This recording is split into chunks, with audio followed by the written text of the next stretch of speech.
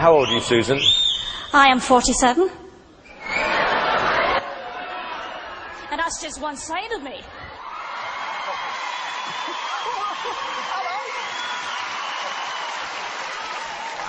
Okay.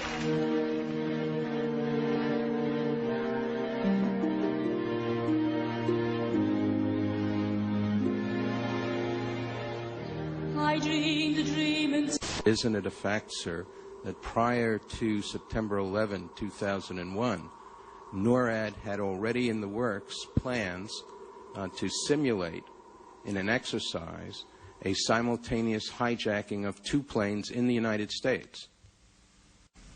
That was Operation Amalgam Virgo. Yes, sir. So what did happen on 9/11? There were several war games and exercises being run simultaneously, involving multiple government agencies. John Fulton and a team from the CIA would be conducting a drill at 8:45 a.m. out of the National Reconnaissance Office in Chantilly, Virginia, in which a plane is crashed into a building. Other drills would literally cripple our defensive and investigative abilities on that morning. But this very interesting information, Katie, Matt, and Tom, from the FBI, they had been operating a massive exercise from their hostage rescue unit. All of their top teams, about 50 personnel, helicopters, equipment, were in Monterey, California for the last 2 days, scheduled to fly back today commercially. So all of those people are out of place. It's fair to say, according to sources that we've talked to here at NBC, that the FBI rescue operations and other FBI operations are really in chaos right now. Vigilant Guardian and Vigilant Warrior were exercises involving hijacked aircraft that would go in and out of radar. These would appear real to those involved. We fought many phantoms that day. We got many aircraft calls inbound that morning that turned out to be phantoms. During that time frame, we had multiple aircraft called hijacked all over the country. If one takes a closer look at the available evidence, it points to a much darker power. 7 years later, what evidence has been gathered? Let's begin with the hijackers. Many of them were actually trained within U.S. military bases.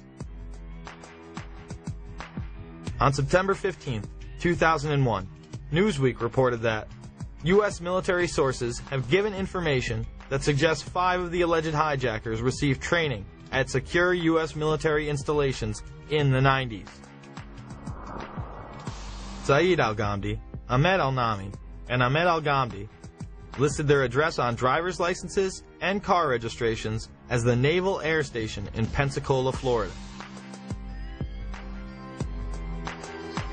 Another indication of how the hijackers were tied to U.S. bases was reported on September 12th by Fox in D.C.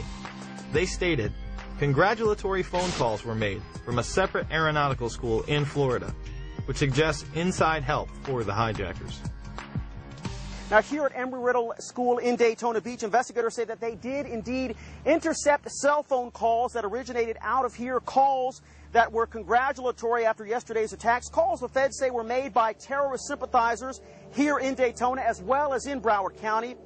The New York Times would report that the Defense Department said that Atta had gone to the International Officer School at Maxwell Air Force Base in Alabama, Abdul Aziz Al-Amari to the Aerospace Medical School at Brooks Air Force Base in Texas, and Saeed al-Ghamdi to the Defense Language Institute at the Presidio in Monterey, California.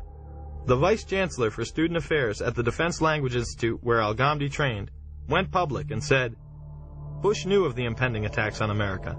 He did nothing to warn the American people because he needed this war on terrorism. He was quickly disciplined and threatened with court-martial.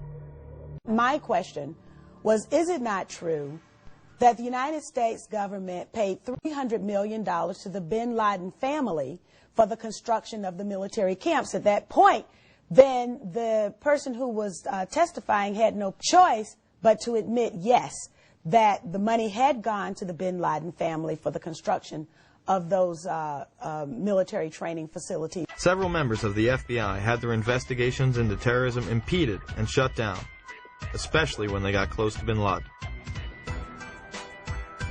John O'Neill was the FBI counter-terror chief responsible for the investigation into Osama bin Laden.